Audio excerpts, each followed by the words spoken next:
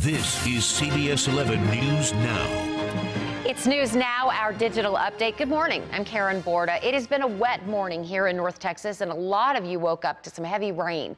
I'm here now with meteorologist Jeff Jamison. He's got the latest on all of this. But first, we're following the aftermath of these storms that have caused some damage in parts of the area. Take a look at this. At least 2 people in Johnson County have been injured in this morning's storms. Now, this happened near Joshua. As you can see, several houses have been damaged. Look, I mean, this is gone. At least one completely destroyed. Neighbors tell us they were woken up by the storms just before 4 this morning. They say they have never seen anything like this before. Just heard howling winds and debris hitting the house, woke us up. Came in as quick as it left. It was pretty scary. We do have a crew out there in Johnson County right now. We're going to continue to bring you updates throughout the day. Also, the storms might be to blame for an apartment fire in West Fort Worth just after 4 this morning. Firefighters are investigating whether lightning might have sparked it. When crews arrived, they found smoke coming from the top floor of the building. Fire officials say the flames were contained quickly. There are no reports of any injuries here. And Jeff, you know, we were expecting this line of storms, and we're also expecting this isn't going to be the last we see of these storms. This is the first of many to come. In fact, one's just about to move through again in the Metroplex. But I want to go, if we can go to our link system first, I want to show you that we do have the radar set back at 3:47 this morning. So this is not current. You look up here at the clock. This is 3:47. Here is where our storm chaser is right now, and they're in this exact area that saw the damage. And I want you to notice that we had a powerful line of thunderstorms rolling through at that time, which we all saw. But if we change the mode of the radar to what we call the velocity, this was very subtle, but notice this little area right here where the green is a little bit pronounced, and it doesn't look like much. But this is indeed where we think we might have had a real quick spin-up, small tornado blow through this area that caused that damage that we're just showing you from western parts of Joshua.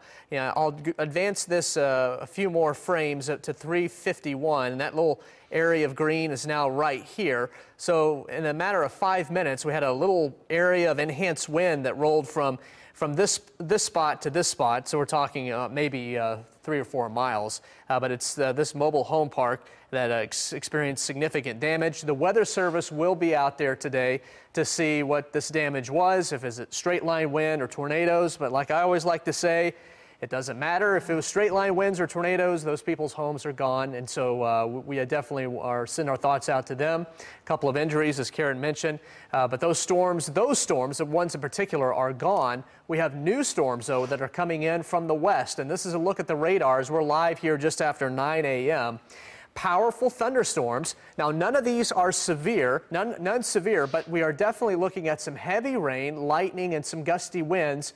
And these storms are lined up from near Bowie up in Montague County down through Wise County. Very heavy storms from Alvord down to Runaway Bay, Bridgeport. You see those storms extend farther to the south into Parker County, where we're looking at some strong storms in Springtown, Brock, and Weatherford.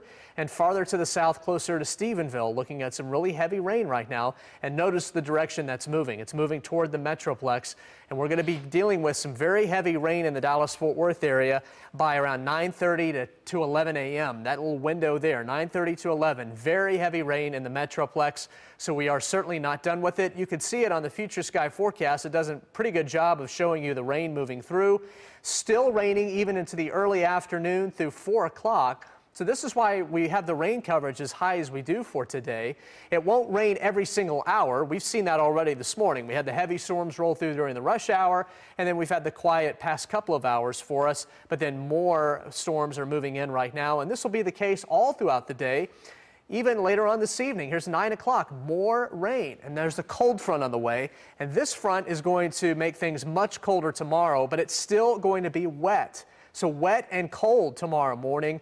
But notice that dreaded color of pink. What does that pink mean, Jeff? Anytime we see the pink on the Future Sky forecast, it's not good news. That's freezing rain. And I do think now we're beginning to see signs of more confirmation that the air mass is going to be cold enough that areas up along the Red River and northwest of the Metroplex could indeed see some freezing rain tomorrow morning.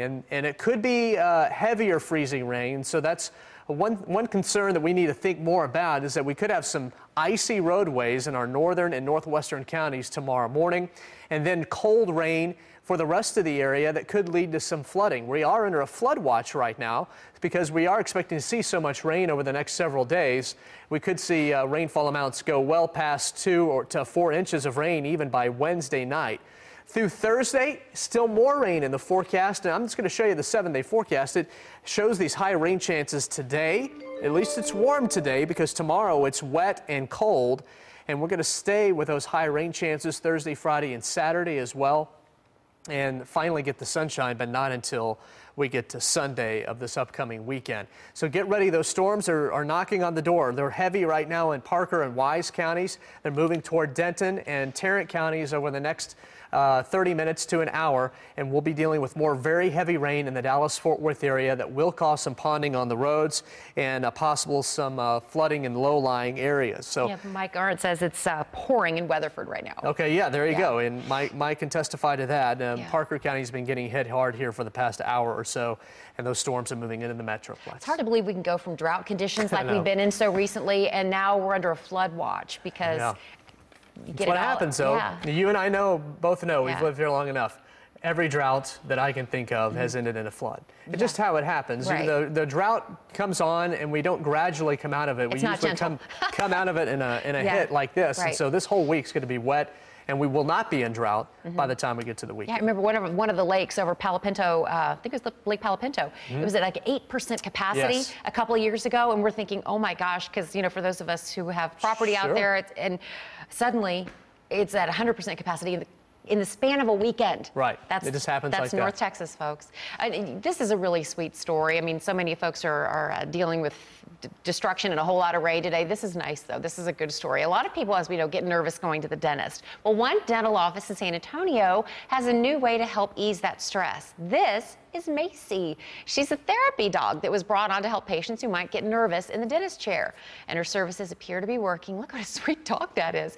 Employees say some patients have gotten so calm they've even fallen asleep. And that's saying something. Wow. At the dentist's office. That's cool. Yeah, what a sweet dog. Well, we want to thank you all for watching CBS 11, the ones for Texas. For the latest updates, head to cbsdfw.com. We're going to have another Facebook Live News Now coming up at noon, so we hope you'll join us then.